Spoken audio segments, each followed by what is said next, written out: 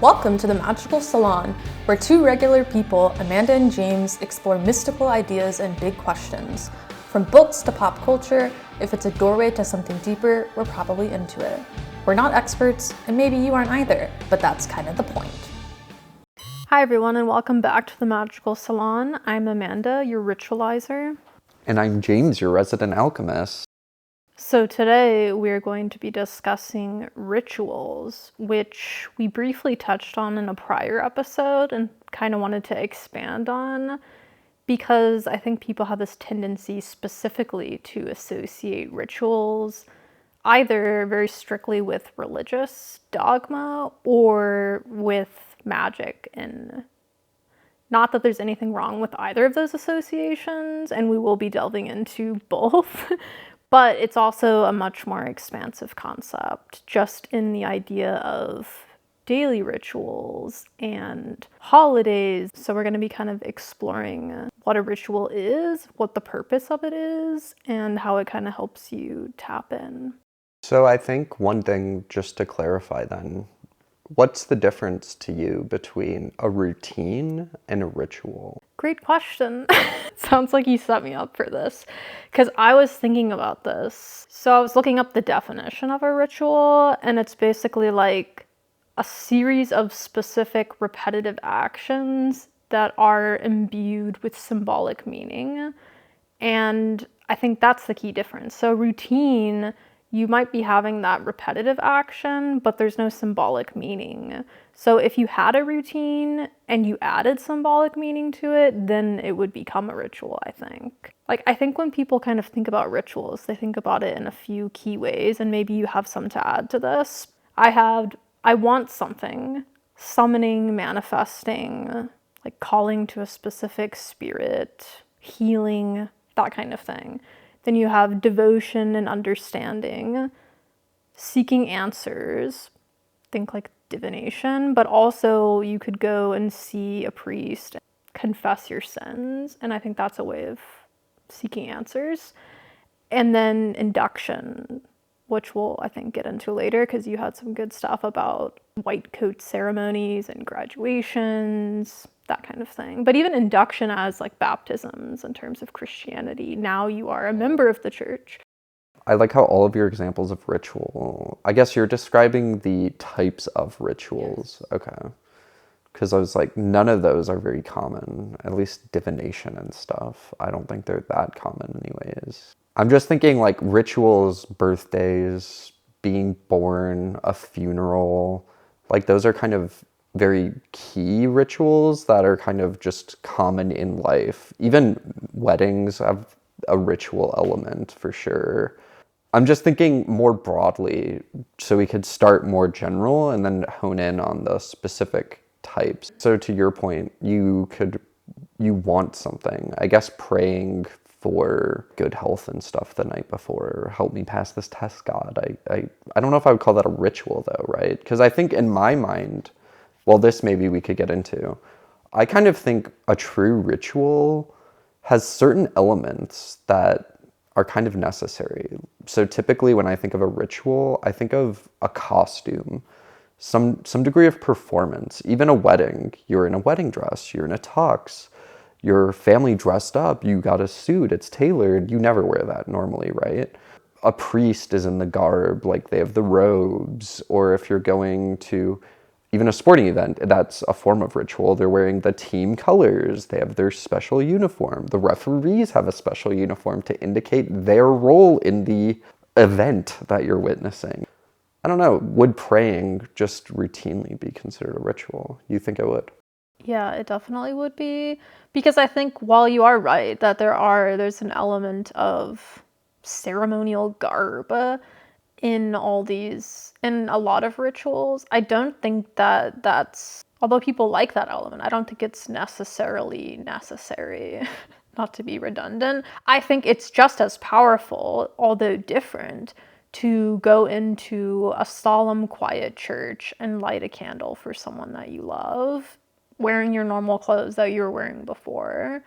I think it's more about intention combined with meaning than it is the trappings of what it needs to look like. That's interesting because, yeah, I'm kind of in one way, what I'm advocating for is the materialism aspect, the performance, the ceremony, right? The theater. Yes, I agree praying on your own or lighting a candle or doing something on your own level is important and symbolic. I think the argument would be magic or rituals with community or nations, or that is where the real power, once you start getting a bunch of people collectively focused or hoping for a specific goal, I think it improves the outcome or the chances of them getting the desired outcome, I guess. Even if you think of a form of protest, if one person is doing something, that doesn't have quite the same effect as a million people outside of a building or protesting. Well, I mean, that's true, but I also don't think a solitary protester is any less important. Is their impact smaller? Yes, but I don't think it's less important. I'm viewing ritual as a bit more of a bigger scale, I guess, than you are. You're saying it can go, which I agree with, true, right? To your point, the magician or a magic practitioner, it's a solitary endeavor ultimately. So therefore the ritual could be for one person, yourself. If you think about sort of the Western magicians of old, I think you do see and think of a solitary person. But I don't know, in other ways of conceiving of it, there's more of a communal aspect. Like even shamans, if they're kind of off doing their own thing, they're still like within the community typically. Right. And I think like in Wicca, there's like Wicca circles or covens and things that you can join. So I don't think it necessarily has to be. I would kind of call key life points in some ways, rites of passage. So birth, obviously there's a lot of stuff pre-birth, baby showers, then you have the birthday and everybody's all excited. Then shortly after birth, usually you have some form of religious indoctrination like baptism or then communion. And then like, I'm just saying there's a commitment part or a ceremony where the family rallies around the newly birthed person and you kind of do an act where you're collectively gathering and well-wishing for their future kind of a thing. Here's some gifts. Here's $500 for their college fund. I'm investing in their future for you. But then like for puberty, like bar mitzvahs, we don't have like a national like rite of passage. I guess voting when you turn 18. I think that there are national rituals though to some extent, but there's also like singing the national anthem, or like do you remember like in school every day when you'd have to get up and you'd have to say the Pledge of Allegiance, and I had to say the Texas Pledge of Allegiance as well. That's interesting. I would say this though too about the idea of rituals broadly, to your point, the national anthem, schools. So this book I was reading by Israel Regardie, who also wrote a famous book on the Golden Dawn. What is the Golden Dawn? That's like some magical order that existed in like the late 1800s to early 1900s. I think it still exists maybe. I'm not sure. It's kind of like Freemasons. Like you hear about it in history, but it's like I don't really know anything about it. Although Freemasons, you do kind of drive by some like Freemason lodges and stuff, so, but I don't really know what they do. I never understood the Freemasons though, because I never understood like, are they a magic practicing group or are they just a group of people, to your point? I think a bunch of the founding fathers were technically Freemasons. At least that's from National Treasure. That's not legitimate. This book though, Israel Regardie, he basically says that an element should have as its main purpose to occupy your natural senses so you can kind of separate your mind from your body. I'm framing it like that. So I'm occupying all my faculties on this 3D plane with things. So in his point, you need to you have incense or you burn candles. You do something to change the smell. You taste something at some point in the ritual. So communion, if it's a birthday, you have cake, you drink wine or whatever, you toast to people. So that's like an element that you incorporate all the time. So I'm using that as my kind of barometer for a ritual because he's kind of thinking of magical rituals throughout the book. So you have sight, right? That kind of goes to the costumes, which we were talking about. Sound is interesting because we haven't talked on that too much, but we did have music as magic. The idea there being certain noises and frequencies can change the mood. Because you always talk about sports as a reference point, and I think it is a good reference point because even if you don't know anything about sports like me, you can still relate to these kind of the pop culture aspects of it. And I think going to a sporting event has a lot of those components. The music is usually always like high energy, upbeat things because they want to invoke a certain thing in you. They want you to act a certain way, basically. They want to hype you up, amp up the crowd. Think of the words they say: bump up the noise, louder. Have you ever been like to a symphony or something? It's completely like you're supposed to be completely silent, and if anything, like you can clap, I guess, like at the end of each song before the next one begins, but only very small. And there's different customs for different things. When you go to a poetry reading, if you like something when they're reading it, you're supposed to like snap your fingers. What is interesting too, which I'm curious what your thoughts are, we're ultimately talking about they symbolize a transition into a new state of being. So if you think of you're married, you're now a husband and wife or whatever, or you're dead, you're deceased, so now you're in heaven, or you're with the angels, or you're in purgatory, paradise, wherever. Yeah, I mean, I think, again, if we're adding to the list I created at the beginning, transitions and celebrations, which are sometimes the same thing, but not always, are definitely other kinds. But I mean, like for funerals, it's sort of a transition for everyone, not just the person that passed away, obviously, because everyone that's attending it also has to transition to a new state, i.e., that person doesn't exist in your life or in the world anymore. And it's, you're also, and there's different kinds of funerals, like some are very sad, and also obviously depends on how the person passed away, but others are like more true celebrations and the energy's higher. You're remembering someone. It doesn't necessarily have to be sad, especially if they lived a life that was long and happy. I get what you're saying about how the people involved also have to move on. I think in ancient Egypt, they kind of believed you had to do certain things for the soul to ascend. So basically, like, they're dead, but now we have a duty to do X, Y, and Z as part of the ritual. We have to read these prayers, say these rites, so that their soul can reunite with the sun or with heaven or God. And I think that's kind of an interesting thought. Like, it's kind of acknowledging life after death in a way, right? Their body is dead, but they themselves are not dead as a human or a consciousness. Well, have you heard of sitting Shiva or Shiva? Like in Judaism, it's a week-long period of mourning. It's 7 days where when someone dies, you basically have to sit around them for 7 days straight in order for their spirit to go on, I think. A lot of these rituals and customs are probably not practiced as fully, in part because of work and stuff. Well, I mean, it's usually, I think for this, it's the very close family members, and they usually do have to take off work because there's very specific instructions about what you should and shouldn't be doing, and I'm not really familiar with the details, but it seems like it's similar to what you were saying. Like, you have to do some things in order to help your loved one, to usher them into a new life, to help them with their transition. And it's kind of like they used to bury people with certain things that they thought they would need in the afterlife. Exactly, yeah. Or their possessions, yeah.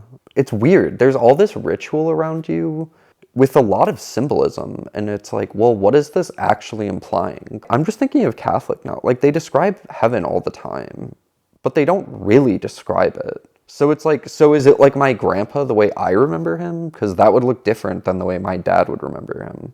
I mean, I think theoretically, you'd probably just see them however you wanted to see them, if that makes sense. So then everybody has their own heaven then? there's all the same like spirits interacting with each other, but it's like one spirit might look older or younger depending on what the one person was looking at.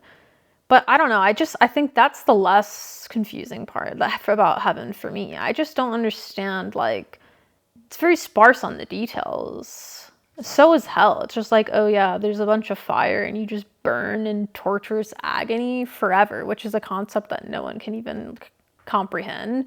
What is like heaven? People are just like, oh, well, it's just like all the best things. It's paradise. But then everybody has a different version of what that even looks like. So is it a beach? Is it, a forest? I think this is an interesting, we're kind of deviating, but I think this is interesting. So the idea of paradise and heaven, this is a bold take, I would argue has been very consistent for most of humanity until like very recently.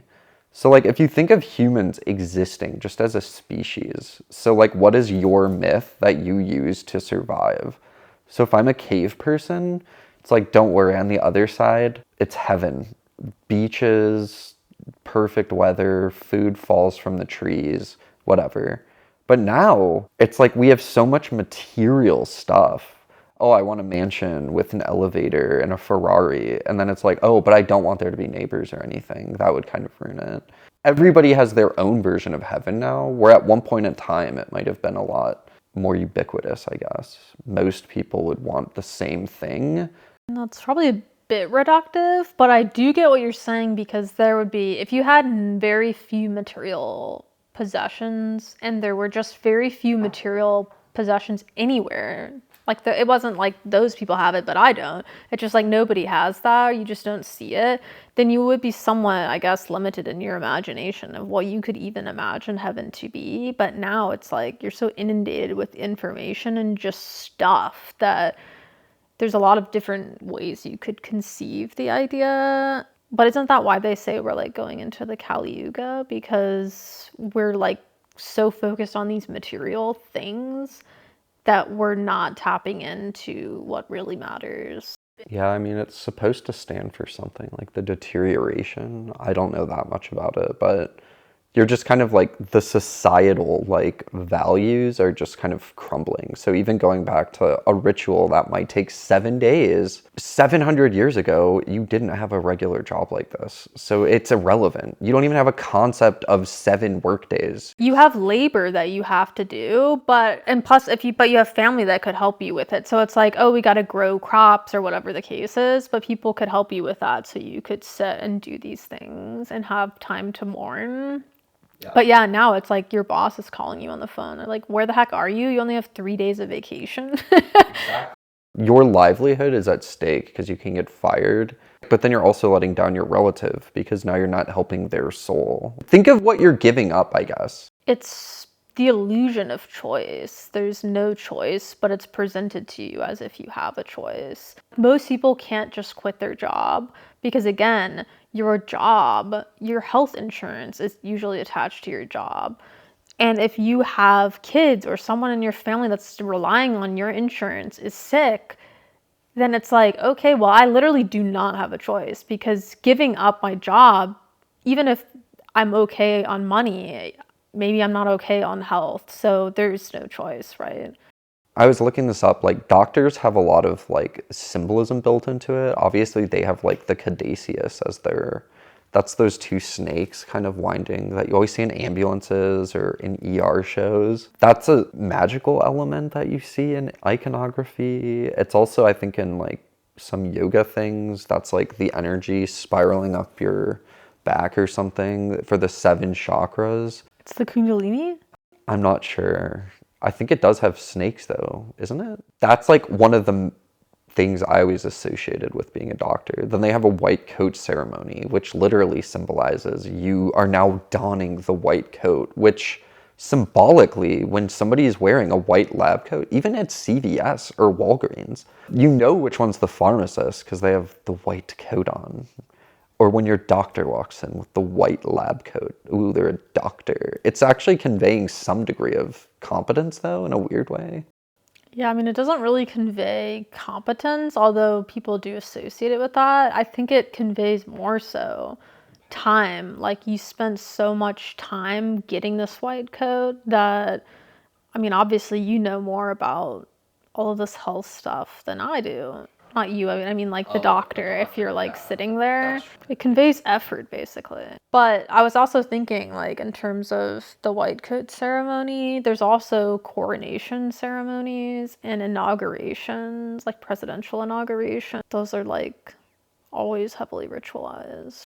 Additionally, for doctors, which I think is interesting, they swear the Hippocratic Oath, which I don't know that much about it, but it's like they say it in doctor movies and stuff all the time. It's like a creed to live by. You're a healer and you should seek to do no harm and all that kind of stuff. Yeah, you're supposed to like safeguard the patient, do like what's best for them, not blab about their health issues, like those kinds of things. But aren't those, is it even possible to say the Hippocratic Oath with fidelity given the way that like insurance works? Like the whole healthcare system is like, anyway.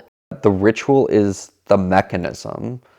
In magic is the effect. So it is a silly phrase, but at the same time, to get somebody to swear, I solemnly swear, or I swear to God, or like in order in court for this oath, it's forcing you to do something. So you had to be present at one point in time. The idea of a ritual specifically, like if you say that just on offhand, like I did on the couch, because it's not in the right situation. But when you're getting your coat on a stage, being indoctrinated to an elite class, you're now a doctor, you have to swear this oath on stage. Your friends and family are here. You have to swear your name. I don't know if that's actually how it's done, but even if you take the court example, I could see it working to some extent. I do think it's interesting that in court and also in presidential inaugurations in the US, you have to swear on the Bible. So you're not only saying, I do solemnly swear, but you're basically saying, like, I swear to you, God, that I am going to be truthful in this room. It's invoking a third party, which is interesting. But I also think rituals, yeah, you are so present in the moment because everything is so highly symbolized that you have to be present in order to fully understand it, especially if you're conducting the ceremony or the ritual, because you have to know exactly when you need to do everything at which times. But just think about how much of our lives we spend sort of like just going on autopilot throughout our lives. And so then it's like, okay, stop, do this ritual. Like that's when you're like super highly attentive. And that's what I think the purpose of it is. What ritual, yeah. If you think of a surgeon as a magician, which you could argue in that show, The Resident, that one guy, AJ, he's like describing how he has the hands of God or something because he's mending flesh or saving a human life with his bare hands. So he's like, am I not a god?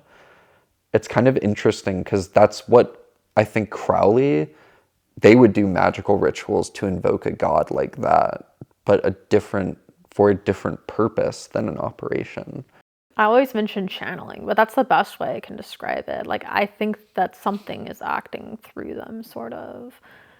And they have to go into these like flow states where they have to be like super attentive. All that exists is the task that they're doing, i.e., healing this person, trying to save their life, whatever the case may be. They have to be fully invested in that. If their attention even wavers for a second, the person could die. It's like that serious. But they have to maintain that amount of concentration for hours. Like sometimes there's like 20-hour surgeries. That's like you have to go into gnosis, a version of it. So that's actually an interesting way to conceive of gnosis that I hadn't really thought about before. That is interesting, but even think of it as them being magicians. It's just kind of like accepted. But also just think of like what you're describing, which is true though, right? Like you do have to be literally locked in when you're performing open heart surgery. Like you can't screw up to any degree. You can't, because like in those shows, yeah, they're like, You can't even sweat in the operating room. whatever, just like crazy stuff, which is obviously embellished. But how do you not pee for 20 hours? I mean, I think they swap in and out and stuff at certain points. To your point of like when you swear on the Bible, there's like for inauguration ceremonies, it's an interesting concept because you mentioned there's a third element there. It's like you meet people but then you're swearing to a higher power that's not here. You have to believe that that power is actually there. And I think you could argue that part of the Kali Yuga, maybe, the deterioration, is you don't really believe in that power.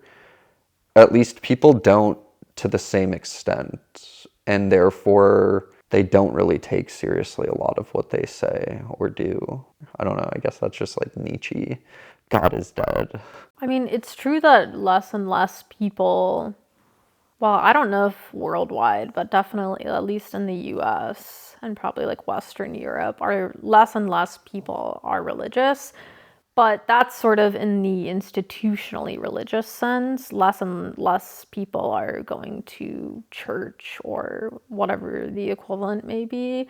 But I think that people are and always have been spiritual. And I think that's the real solution for the future. And what we should be focusing on is every individual person figuring out for themselves what it is that they do and do not believe in a spiritual sense, and not feeling like the pressure of the institutions pounding at their doors as they're trying to think, and just the freedom to explore on your own. And I think you would be surprised by how much agreement there would be as basic principles between people's spiritualities.